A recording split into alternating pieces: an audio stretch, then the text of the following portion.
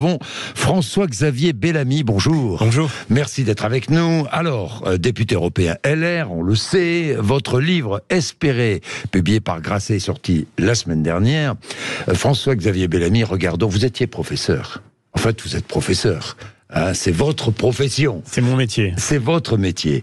Le 16 octobre 2020, il y a 3 ans, jour pour jour, Samuel Paty est décapité près de son collège des Yvelines pour avoir montré à des élèves les caricatures de Mahomet lors d'un cours sur la liberté d'expression.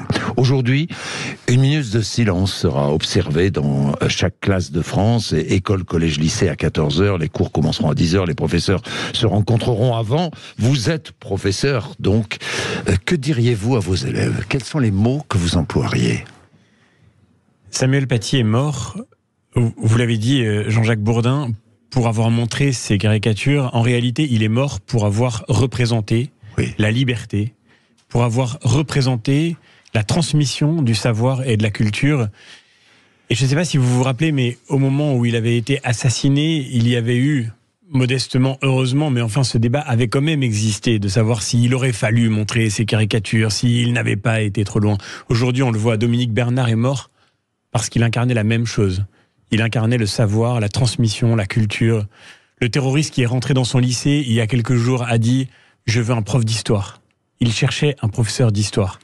Il cherchait un professeur d'histoire parce que le professeur d'histoire, c'est celui qui transmet notre héritage commun, notre mémoire commune, celui qui transmet précisément l'exigence de ces principes qui ont fait ce que nous sommes et qui nous relient et qui doivent nous engager pour l'avenir.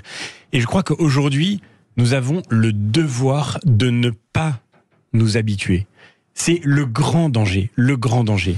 C'est que le risque serait que nous finissions par nous dire « de toute façon, ça arrive, on ne peut pas faire grand-chose contre ça ». Comment protéger des centaines de milliers de professeurs? Comment protéger des milliers d'écoles? Comment faire en sorte qu'on évite ce type de situation et qu'on finisse par traiter le djihadisme d'atmosphère d'une certaine façon, comme si c'était une question de climat qui nous tombe dessus et on n'a rien? Ce sont les mots que vous avez employés dans la tribune que vous publiez ce matin dans Le Figaro. Ce sont les mots que vous diriez aux élèves en rappelant le rôle du professeur, en rappelant le rôle de l'éducation. Et je crois que ça dit aussi, et si j'étais devant des élèves aujourd'hui, c'est sans doute ce que je leur dirais, ça dit le devoir que nous avons tous, parce qu'il y a le rôle de l'État, du gouvernement, de faire en sorte de lutter contre le terrorisme, il y a le rôle évidemment des institutions, de garantir la sécurité des professeurs, mais à la fin, nous avons tous un devoir, et les élèves, je crois, si certains d'entre nous nous écoutent, doivent se dire que eux aussi sont concernés, et que quand on voit que des professeurs sont menacés, on a le devoir de prendre conscience de la valeur de ce qu'ils transmettent, de la valeur de leur mission, de l'importance de leur responsabilité, et du coup, comme élève aussi, de notre rôle. Parce que si le terrorisme veut nous réduire à l'obscurantisme, s'il veut faire taire les professeurs, alors dans ce cas, il est d'autant plus important de les écouter et de tirer le meilleur de ce qu'ils ont à enseigner pour pouvoir préparer l'avenir. Mieux lutter contre l'obscurantisme. Emmanuel Macron, le président de la République, demande aux préfets d'être plus attentif à la situation des jeunes venus du Caucase, mais pas que, évidemment, à la situation de tous les étrangers inscrits dans ce fameux fichier FSPRT, qui est un fichier traitant la radicalisation.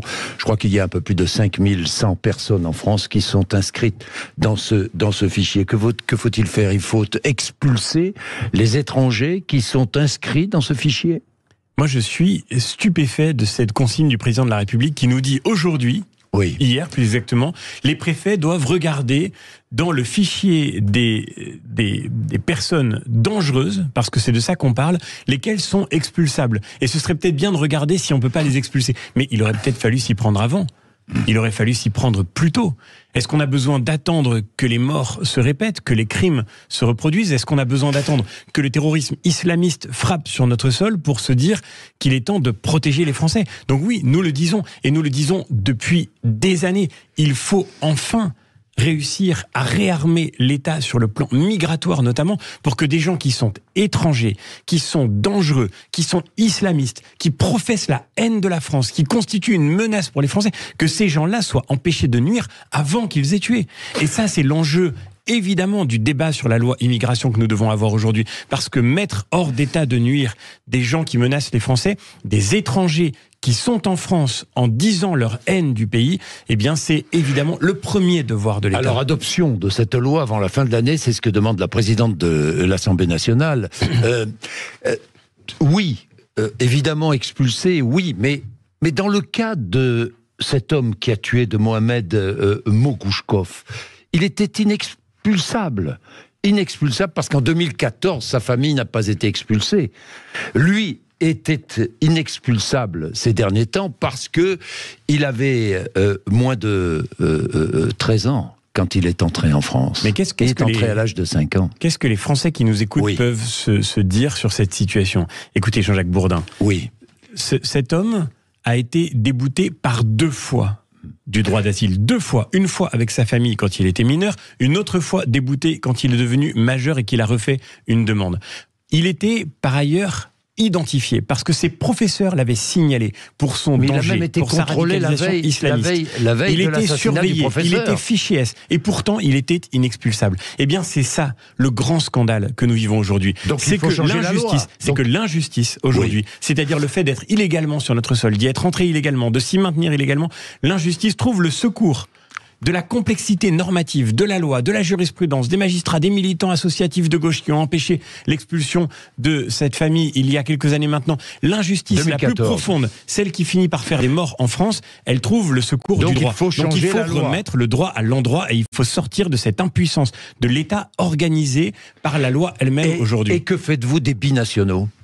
Mais les binationaux, ils ont une autre nationalité. Il n'y a aucune raison que, ce faisant, ils ne soient pas expulsables. Mais je veux dire, c'était pas le sujet. C'était pas le sujet de cette personne. Elle n'était même pas binationale. Donc là, on est devant. Il a un passeport russe. Mais justement, vous faites quoi ? Passeport russe, vous l'expulsez où ? En Russie ? Mais les Russes n'en veulent pas. Mais il n'y a aucun rapport consulaire aujourd'hui entre la France et la Russie. Le sujet n'est même pas que les Russes n'en aient pas voulu. Le sujet, c'est que vous l'avez dit, notre droit interdit qu'il soit expulsable. Parce qu'il est rentré avant ses 13 ans sur le sol français. Ça, c'est vrai. Donc il faut changer la loi. Mais bien sûr, il faut changer la loi. Et pardon de le dire, mais c'est très important. Parce qu'il faut être précis. Le ministre de l'Intérieur nous dit aujourd'hui, avec ma loi, ça va changer. Mais c'est faux. Avec la loi telle qu'il nous la présente maintenant, aujourd'hui, ce terroriste n'aurait pas plus été expulsable. Parce qu'il aurait fallu, pour pouvoir l'expulser, il aurait fallu qu'il ait été condamné à une peine de 10 ans de prison. Et à ce compte-là, il aurait pu être expulsable. Mais nous disons que ça ne suffit pas. On n'a pas besoin d'attendre que des gens qui sont rentrés illégalement sur le sol français et qui sont des menaces pour les Français, on n'a pas besoin d'attendre qu'ils aient été condamnés à 10 ans de prison pour les sortir du pays. Est-ce que ça doit pousser Gérald Darmanin à durcir sa loi, à durcir son texte ? En tous les cas, ça doit pousser Gérald Darmanin à écouter enfin nos propositions. Nous avons des propositions. Nous les avons mis sur la table. Nous avons fait une proposition de loi ordinaire. Et nous avons fait simultanément, et je crois que c'est fondamental de l'expliquer à ceux qui nous écoutent, nous avons fait une proposition de réforme constitutionnelle. Pourquoi ? Parce qu'aujourd'hui, on le voit très bien, cette intrication de jurisprudence nationale, mais aussi de jurisprudence constitutionnelle et de jurisprudence européenne. Tout cela fait que finalement, les principes fondamentaux du droit, et notamment la protection des frontières, sont en réalité devenus impossibles. Les préfets, vous parliez des préfets, mais les préfets aujourd'hui, ils sont enserrés par tellement de contraintes qu'expulser vraiment quelqu'un, c'est devenu extrêmement difficile. Le nombre d'OQTF exécutés, d'obligations de quitter le territoire français est tombé à une proportion ridiculement faible. Ce qui veut dire que quand vous rentrez illégalement sur le sol français aujourd'hui, vous trouverez toujours une circulaire, c'était le cas pour la famille Mogouchkov, vous trouverez toujours un décret, vous trouverez toujours un arrêté, ou bien vous trouverez toujours une jurisprudence européenne qui vous permettra de rester tout aussi illégalement en France, mais enfin, personne ne pourra rien vous faire. Et donc, la Constitution est un levier fondamental pour redonner, ne serait-ce que pour ça, pour redonner la parole aux Français. Il faut que nous puissions soumettre aux Français la politique migratoire par référendum. C'est les Français qui doivent décider qui a le droit de rentrer sur leur sol et qui n'en a pas le droit. Ça s'appelle la démocratie et nous disons cela avec les Républicains, avec Éric Ciotti, Bruno Retailleau, Olivier Marleix. Cette proposition a été déposée il y a plusieurs mois déjà. Eh bien, nous espérons que ces événements tragiques qui viennent de se dérouler feront que le gouvernement prendra enfin en compte nos propositions. Est-ce que, comme Gérald Darmanin et d'autres, vous estimez qu'il y a un lien entre la mort du professeur Bernard à Arras et la guerre au Proche-Orient ? Bien sûr, c'est ce que dit le ministre de l'Intérieur. Moi, je ne suis pas fondé pour le dire, mais si le ministre de l'Intérieur le dit, je ne peux que l'écouter. Et par ailleurs, permettez-moi de vous dire, ça n'arrivait pas n'importe quand. Ça arrivait un jour où le Hamas avait appelé au djihad global pour punir tous ceux qui se mettaient dans le camp d'Israël. Et je voudrais vous dire une chose d'ailleurs, Jean-Jacques Bourdin. Je crois que c'est d'une immense gravité, mais c'est important de le dire. Ça n'arrive pas non plus par hasard à la France. Il y a aujourd'hui des responsables politiques français. Et vous l'avez vu ce week-end. Des élus de l'extrême gauche, de la France insoumise, qui publient des messages pour dire que la France est complice de toutes les victimes innocentes qui sont en train de mourir aujourd'hui dans la bande de Gaza. Ces élus d'ailleurs, qui n'avaient subitement pas tellement de mots à prononcer pour condamner les attaques terroristes du Hamas contre des civils israéliens. D'un seul coup, parce qu'il y a des victimes collatérales, et c'est évidemment tragique, dans la bande de Gaza, ces élus accusent la France d'en être coupable. De même que ces mêmes élus, je pense à Mathilde Panot, publiaient il y a quelques semaines, en français et en anglais, comme par hasard, des messages pour cibler la France en disant que la France était islamophobe parce que le ministre de l'Éducation nationale avait décidé d'interdire la baya dans les établissements scolaires. Eh bien, je vous dis, Jean-Jacques Bourdin, que les élus qui jouent à ça se rendent coupables de fixer une cible dans le dos des Français et de tous ceux qui représentent la France aujourd'hui. Ils se rendent complices d'une forme d'incitation au terrorisme qui, nous le savons, se propage aujourd'hui sur les réseaux et qui mène à ces actes que nous avons vus il y a quelques jours. De l'assassinat du professeur. Mais quelle est la conséquence d'un message comme celui-ci ? C'est ce que vous voulez dire. Mais quand vous publiez un message en français et en anglais, ça n'est pas pour faire de la politique française, quand vous publiez un message sur les réseaux destiné à l'opinion internationale pour dire l'école française est islamophobe, structurellement raciste et islamophobe, parce que la baya et le voile y sont interdits. Dans le climat dans lequel nous vivons aujourd'hui, je dis qu'en réalité, vous vous rendez effectivement complice du danger qui pèse sur les Français aujourd'hui. Et sur les enseignants. Et c'est d'une gravité complices inouïe. Du danger. Ils sont complices du danger qui pèse sur les enseignants. Bien sûr. Comment est-ce que ça pourrait être autrement ? Vous vous rendez compte, nous sommes responsables politiques, Jean-Jacques Bourdin. Vous êtes un journaliste, nous avons une parole publique, nous avons une responsabilité. Oui. Et dans un climat comme celui-ci, désigner l'école de la République comme étant islamophobe, ça n'est pas seulement absurde, stupide, ridicule et révoltant au regard de l'histoire de la gauche, qui a pendant très longtemps incarné le combat pour la laïcité. Ça n'est pas seulement une trahison de ses valeurs, mais c'est aussi, évidemment, une menace accrue encore sur notre institution scolaire. La situation au Proche-Orient, Israël a massé des troupes autour de la bande de Gaza. Il y a déjà des incursions israéliennes dans la bande de Gaza, mais Joe Biden est intervenu ce matin. Il a dit « Ce serait une erreur qu'Israël occupe à nouveau Gaza ». Vous êtes d'accord avec lui ? Ce serait une erreur ? D'abord, je voudrais dire que Israël, aujourd'hui, a le droit de se défendre et le droit de protéger sa population. Le point de départ de ce à quoi nous assistons aujourd'hui, c'est l'attaque terroriste du Hamas qui n'a pas fait des victimes collatérales chez les civils, mais qui ciblait des civils, qui voulait tuer des civils, un maximum de civils, parce qu'ils étaient israéliens et parce qu'ils étaient juifs.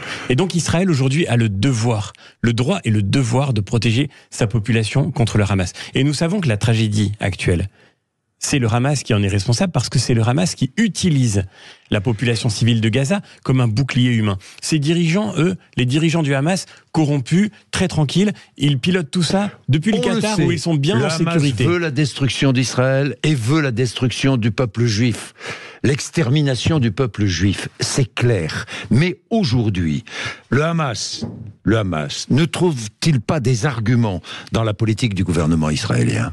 Dire ça, ce serait renverser la responsabilité. Ouais. La première responsabilité, elle vient de cette organisation terroriste et qui a non seulement attaqué des civils israéliens, mais qui, ce faisant, savait qu'il mettait en danger sa propre population. Aujourd'hui, vous l'avez vu, le Hamas empêche les Palestiniens de fuir Gaza. Le Hamas empêche la population civile et envoie aux civils de Gaza des messages qui disent « Restez chez vous, nous mourrons dans nos maisons ». Encore une fois, c'est les civils de Gaza qui vont mourir dans leur maison si tout continue comme ça. Donc le défi, et effectivement, je suis d'accord avec vous, évidemment, Israël a le devoir, et c'est aussi, d'une certaine façon, une mesure de responsabilité pour l'avenir. Israël a le devoir que sa riposte militaire se fasse avec le minimum de victimes collatérales possible. Mais c'est aujourd'hui le souci de l'armée israélienne. Quand l'armée israélienne bombarde des messages par dizaines de milliers pour expliquer aux Palestiniens de Gaza où ils doivent partir pour être en sécurité, c'est une manière de tenter d'éviter les victimes collatérales. Est-ce qu'Israël a le devoir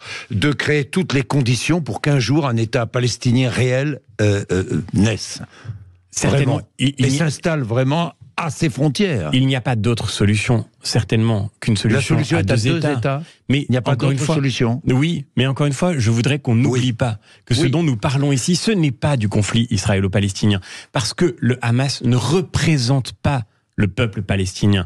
Le Hamas instrumentalise la population civile de Gaza et la situation terrible à Gaza, dont il est très largement responsable. Le Hamas instrumentalise cette situation parce que le Hamas veut la guerre, le conflit, la destruction qui sont sa raison d'être. C'est une organisation terroriste. Donc ne confondons pas tout. Il sera temps de parler évidemment de la solution du conflit israélo-palestinien, et sans aucun doute cette situation est le signe que la communauté internationale a trop longtemps fermé les yeux en se disant que finalement il n'y avait plus besoin de réfléchir, de travailler, de trouver un chemin pour progresser sur la résolution de ce conflit. Mais aujourd'hui, ce n'est pas ce à quoi nous avons affaire. Demain, Conseil européen. Important, les 27 en visioconférence pour définir une ligne commune sur la situation là-bas. Que proposez-vous ? Quelle doit être la ligne commune de l'Europe ? La ligne commune de l'Europe doit être, me semble-t-il, un clair soutien à Israël dans le combat qu'il doit mener pour se défendre face à cette attaque. Évidemment, un rappel de ce qui fait les principes du droit international et de ce qui nous relie, un rappel du droit humanitaire. Ce qui nous relie à Israël, qui est une grande démocratie.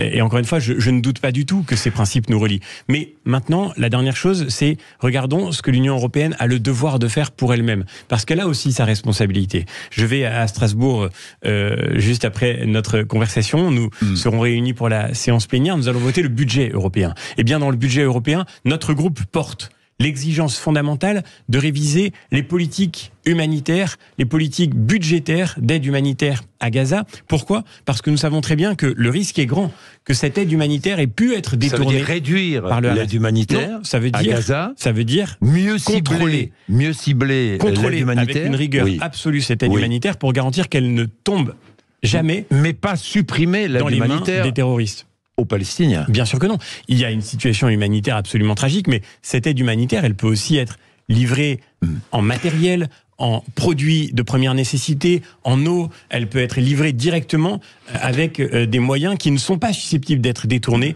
pour devenir des outils de guerre et des moyens de destruction. Est-ce que les manifestations pro-palestiniennes doivent continuer à être interdites en France ?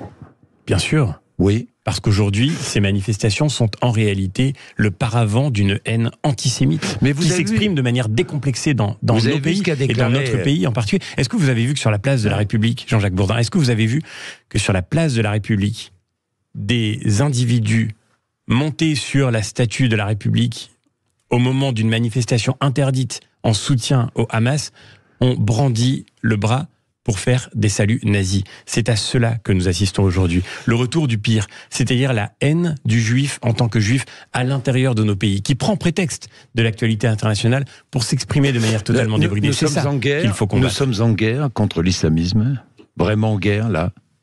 Bien sûr, nous sommes en guerre. Est-ce qu'on est en train de franchir étape après étape est-ce que nous sommes en guerre contre l'islamisme ? L'islamisme nous a déclaré la guerre. Et nous ne l'avons pas encore réalisé. Nous n'avons pas encore réalisé depuis des années maintenant, parce que ça ne date pas d'aujourd'hui, encore une fois. On parlait de Samuel Paty, c'est aujourd'hui l'anniversaire de la mort de Samuel Paty. Est-ce que ce n'était pas un acte de guerre ? Nous parlons aujourd'hui de la mort de Dominique Bernard, mais les morts du Bataclan, les morts de Charlie Hebdo, d'une certaine manière, moi, c'est ce qui m'inquiète, c'est ce sentiment d'habitude, cette espèce de résignation, ce fatalisme qui fait que, au fond, personne ne se dit « nous avons failli, nous avons échoué », personne ne regarde lucidement les responsabilités. Quand les morts de Charlie Hebdo ont réveillé le pays, on était 4 millions à descendre dans la rue. Qui descendra dans la rue pour Dominique Bernard ? C'est ça qui m'inquiète aujourd'hui. Oui, mais François-Xavier Bellamy, beaucoup ne sont pas descendus dans la rue à l'époque, et beaucoup ont applaudi, vous le savez, dans notre pays. Bien sûr, et on n'en avait pas pris la mesure. Et on n'avait pas pris la mesure. Et j'avais écrit un texte qui m'avait été beaucoup reproché sur ces minutes de silence après Charlie Hebdo, qui aurait dû faire beaucoup de bruit, parce qu'en réalité, il avait été impossible d'obtenir de très nombreux élèves qu'ils disent leur solidarité à l'égard des morts de Charlie. Le risque est toujours là. Aujourd'hui, la situation n'a pas changé. Et c'est la raison pour laquelle, évidemment, nous devons rester fermes sur nos principes. Dans un pays démocratique, pour en revenir à ces manifestations palestiniennes, pro-palestiniennes, dans un pays démocratique, on n'interdit pas des manifestations. Ce n'est pas moi qui le dis. Vous savez qui l'a dit? Le ministre italien des Affaires étrangères, qui est vice-premier ministre du gouvernement de Madame Giorgia Meloni. Il condamne il condamne.